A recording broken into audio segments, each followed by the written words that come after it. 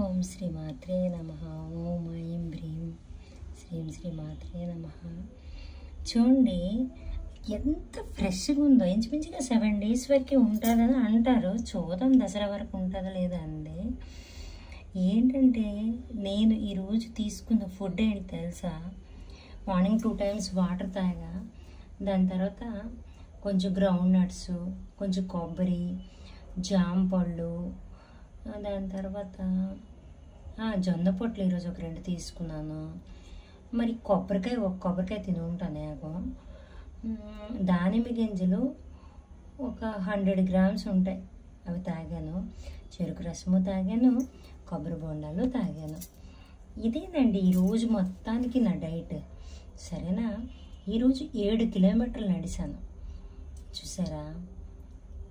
భగవంతుడిని నమ్ముకొని మన మీద మనకి నమ్మకం ఉంచుకొని మన ఆరోగ్యంకి మనం కాపాడుకుంటే ఏదన్నీ సాధించగలం. ఇంతటితో సెలవు తీసుకుంటున్నాను.